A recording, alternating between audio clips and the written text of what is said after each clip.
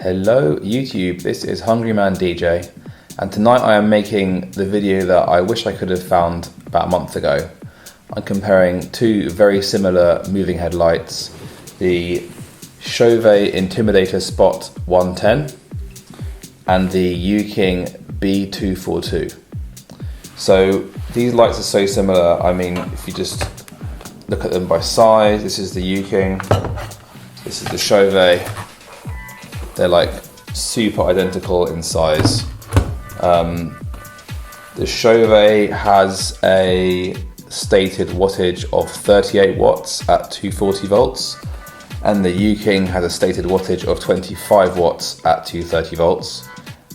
They have the almost identical spec, so they both have a pan and tilt of, so pan 540, tilt 270. They both have 7 colors plus open, so like 8 colors on the color wheel, including open, which is white. And they both have 7 gobos plus open on their gobo wheel. The Chauvet Intimidator Spot 110 does not do a gobo shake, whereas the Uking does.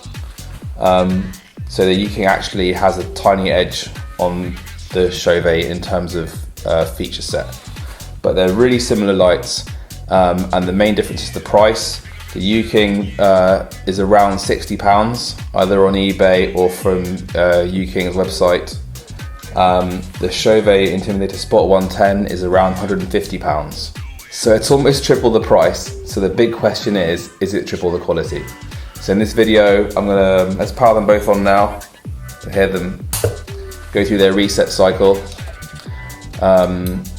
I'm basically going to set them up to do the same thing next to each other, so you can judge the quality, judge the difference, and at the end I'll sort of say which one I would choose. I'm controlling them with an awesome bit of software called Lightrider, which runs on a tablet. Really like it. I might do a separate video on Lightrider because it's so good. But it basically allows you to plug in your fixtures, address them DMX, and then there's no other programming required. All the programming is built in, various movements, various color change, chases, combinations, strobing. You can even control a smoke machine from it. It's like such an awesome option for a DJ who just wants to be able to quickly change lights while DJing without having to go into sub menus and move faders or anything, or you have your presets too. You can also quickly alter your presets. So yeah, anyway, Lightrider is a great package. So here we go, both lights are on. I'm going to power up Lightrider now. I'll also just say that my DMX Interface is basically the cheapest one I could find. It's also made by the people that made Lightrider, which is Nico Laudi, I think is his company. But anyway, £35 for the interface. It's called a Sushi 1A, and the Lightrider license was £25 for a year. I just had to get going on this. I used the cheaper stuff because I had a birthday rave planned and I didn't want to just go mad with all like crazy gear. I kind of thought about doing like a wireless DMX setup because there's a similar bit of kit. There's a Nico Laudi branded one, there's an ADJ branded one. It's the same bit of kit, but it's a wireless DMX receiver, so you can go straight from a Kindle straight to the wireless DMX receiver, straight into a light. And then if you used a wireless DMX network after that, then you're just fully wireless. But then obviously your lights still need to be plugged in to mains power, so there's always some cables. So in the end I just went with like standard DMX, but I also thought if there's going to be any issues on the Wi-Fi network, then this just kind of rules that out. So I had a few of the sort of simple patterns they can do, get them both swinging around. You can see how they both react in a very similar way. They're just on white at the minute. In a second I'm going to move them and I'm going to show you just more like what the beams look like, but I just thought it's quite nice to compare them in the way they both move. You can kind of hear them as well quite well. So we're not using any of the fine pan tilt controls. They're both on the more basic setting, the sort of 6-channel setting. I think the Chauvet Intimidator Spot is on a 6-channel setting and the Uking is on a 9-channel setting. Obviously the good thing about the Chauvet is that the fixture profile's freely available. I had to build the fixture profile myself for the Uking light, but that was also quite a good way to sort of get to know it and figure out what its capabilities were.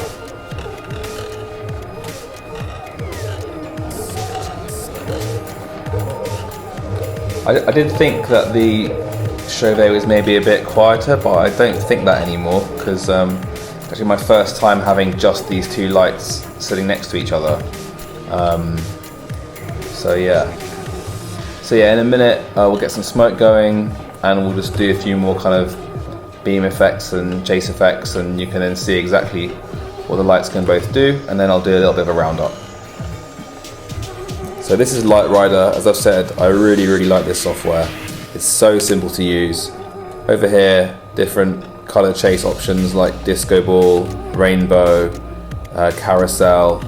Over here, movement options, you know, simple up, down, or left, right. The nice thing is it's got this fan effect, which will kind of spread permanently, I guess you'd say, spread the beams out a bit.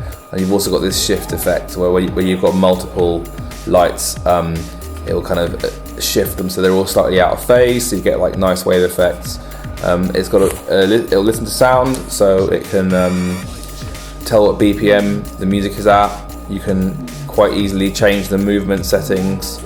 If I tap the tempo.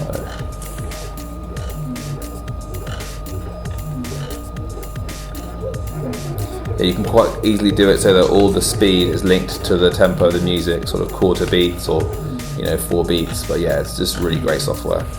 Also colors down here on the outside. The outer ring is for color wheel type lights, where you've just got a fixed color wheel, and then the inner ring is when you've got color fading ability, so it allows you to choose kind of which colors are in the palette. So if you're doing a chase and you only want yellow, orange and red, you just select those, you set your mixing lights to yellow, orange and red, and then you can be sure that that's all you're going to get. And then obviously you can just like save that as a preset. Boom. So we're going to turn the lights around now, face the wall, get the smoke going, and you can really see what they're going to do. I'll go for like more color chase. So this is, and let's speed things up a little bit. I've also restricted the size of the movement just to within the area the camera can see, just to make it a bit of a fairer. So size is all the way up, speed is all the way up. Let's bring in a gobo. Let's go for, let's put them both on the ring. And let's go for a slower movement. And you can see how similar they are. The colours are very similar. The Chauvet Intimidator spot is the one on the left. Okay, let's go for some strobe. Let's go for red. Go back to open. Fully open. Right, so this is red. We've got orange. Bit of a difference there. I don't know how well that comes up on camera. I'd say the Uking looks a bit more yellowy. We've got our light green. I mean, you could definitely use these lights together, and I think nobody would really know they were different lights. I'd say the Chauvet is a bit brighter, tiny bit brighter maybe, or it could just be like different saturation levels in the colours, in the colour wheel. That's our light blue. This is our dark blue. Uking's a bit darker here. And lastly, our dark green.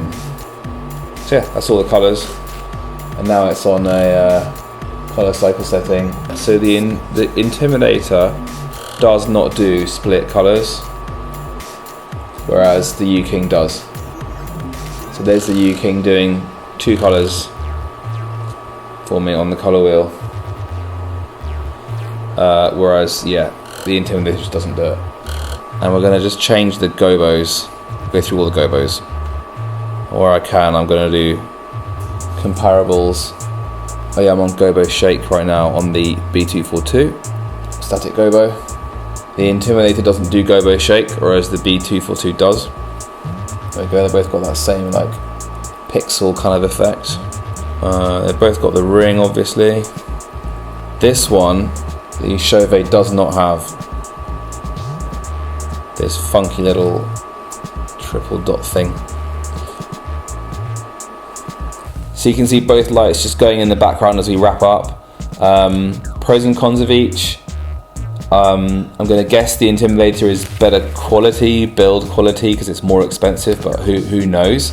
I've had two of these Uking B242s for 7 years, and the gobo wheel did come a little bit loose in one of them. I opened the light up, tightened up the grub screw, re-indexed it. It was literally like a 20-minute fix, and it was fine.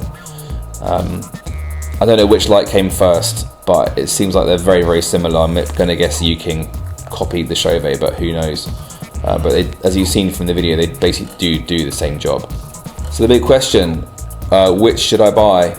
I mean, if I was doing lots of gigs and moving lights around a lot, I probably would go for the Intimidator, just in the hope that it's more durable and less likely that things will go wrong.